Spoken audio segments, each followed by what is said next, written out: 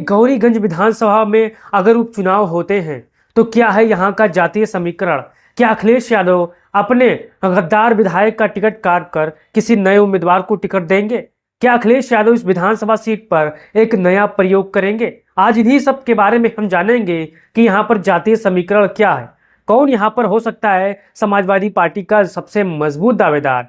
क्या अमेठी के गौरीगंज विधानसभा उपचुनाव में इस समाजवादी पार्टी के उम्मीदवार को, दावेदार को अखिलेश यादव प्रत्याशी बना सकते हैं? आज एक एक पहलू पर आपसे चर्चा करेंगे। आप इस वीडियो पर पहली बार आए हैं तो चैनल को सब्सक्राइब करके मोहब्बत से बेल आइकन को दबा लीजिए। जैसा कि आप जानते हैं 2024 की शुरुआत में ही राज्यसभा का चुनाव हुआ था। उस चुनाव में समाजवादी पार्टी के कई विधायकों ने क्रॉस वोटिंग की थी। उनमें से एक समाजवादी पार्टी के गौरीगंज के विधायक राकेश प्रताप सिंह थे।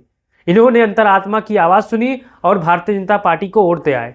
ये इतने कॉन्फिडेंट में थे कि समाजवादी पार्टी लोकसभा चुनाव में 5 से 6 सीट जीतेगी। इतने कॉन्फिडेंट में थे कि भारतीय जनता पार्टी यहाँ पर उत्तर प्रदेश में 60 से 70 सीटें जीत जाएगी। इसी मुगालते में जी रहे थे, लेकिन उत्तर प्रदेश की जनता ने महंगाई पर, बेरोजगारी के मुद्दे पर भारतीय जनता पार्टी को कोने कोने में शिकस्त दी साथियों। अब अमेठी का गौरीगंज एक ऐसा सीट है जहां पर कांग्रेस पार्टी ने यहाँ पर अपना उम्मीदवार खड़ा किया था। अखिलेश यादव का समर्थन था, इंडिया गठबंधन के लोग यहाँ पर मेहनत कर रहे थे। लेकिन अमेठी के गौरीगंज के जो विधायक थे, इन्होंने समाजवादी पार्टी कांग्रेस को हराने के लिए भारतीय जनता पार्टी के खेमे में जाकर हर वो कोशिश की जो एक विपक्ष का नेता करता है अपनी ही पार्टी को हराने के लिए। खैर, ये अपने मंसूबे में नाकामयाब रहे।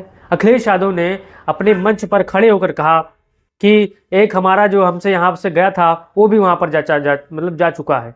तो अब चलिए जान लेते हैं अमेठी के गौरीगंज विधानसभा का जातीय समीकरण।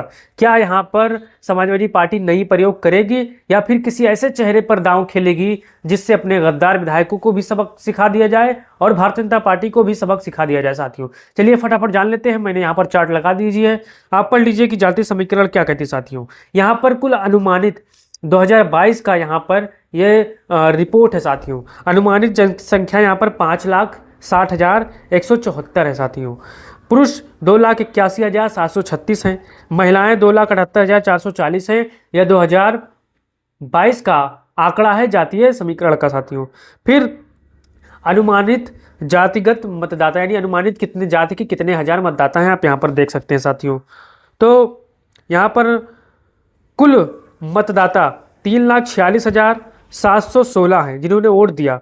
पुरुष मतदाता 1,82,061 हैं, महिला मतदाता 1,64,667 हैं। अब अनुमानित जातिगत आधार की गणना। साथियों ब्राह्मण यहाँ पर 90,600 हैं, अनुसूचित जाति 48,500 हैं।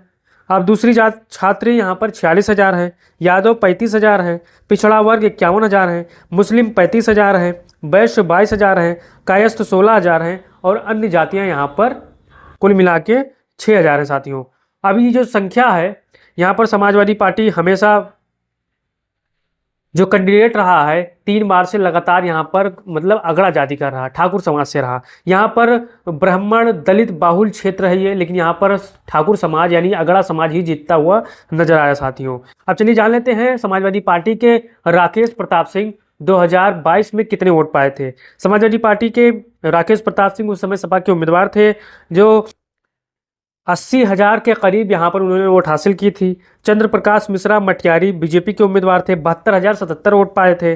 फतेह बहादुर कांग्रेस के उम्मीदवार थे, 28,964 वोट पाए थे। रामलखन बसपा के उम्मीदवार थे, 9,872 पाए थे।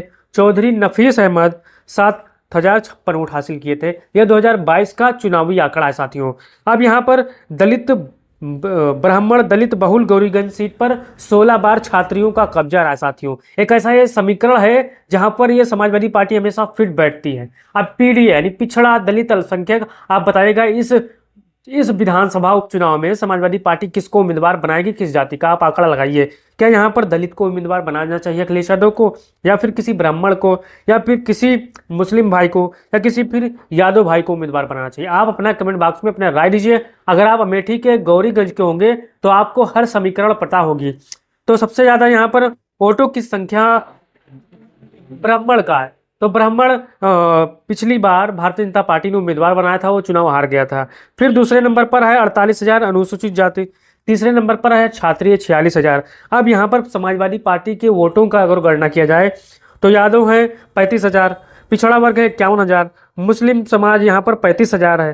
तो ये टोटल यहाँ पर अगर गणना किया जाए इन तीनों का ही तो ये लगभग 1 लाख से ऊपर जाता है साथियों। अगर समाजवादी पार्टी ने मुस्लिम को या यादव को या एक अलग कॉम्बिनेशन बनाकर यहाँ पर गौरीगंज में उतार दिया तो समाजवादी पार्टी यहाँ पर जीत जाएगी और अपने गद्दार विधायकों को भी सबक सिखा देगी। लेकिन 2024 में समाजवादी पार्टी ने इनको सबक सिखा दिया था पहले ही, क्योंकि ये विधानसभा से समाजवादी पार्टी कांग्रेस पार्टी और समाजवादी पार्टी बड़ी मजबूती के साथ यहाँ से आगे बढ़त बनाई थी, जिससे कांग्रेस पार्टी के जो शर्मा जी प्रत्याशी थे बहुत ही अच्छी तरीके से जीते थे। अब आप ही बताइए कि गौरीगंज में कौन होगा समाजवादी पार्टी का प्रत्याशी? दलित होगा या यादव होगा या मुसलमान होगा या किसी ठाकुर समाज को उम्मीदवार बनाना चाहिए या फिर किसी अगड़े जाति यानी ब्राह्मण समाज को उम्मीदवार बनाना चाहिए? आप अपना राय दीजिएगा कौन होगा गौरीगंज उपचुनाव का। अगर यहाँ पर इसकी सदस्यता रद्द होती है तो यहाँ पर राकेश प्रताप सिंह की सदस्यता रद्द होती है तो कौन होगा गौरीगंज का शानदार उम्मीदवार? आप अपना राय दीजिएगा। अगर आप रैली के होंगे, आसपास के होंगे तो आपको पता होगी। साथ ही इस वीडियो को अपने भाइयों तक भेजिए ताकि उनको अनुमान पता चले और उनका राय भी देना जरूरी है। साथियों वीडियो शेयर करिए, चैनल को सब्सक्राइब करिए। जय हिंद, जय भारत, जय समाजवाद।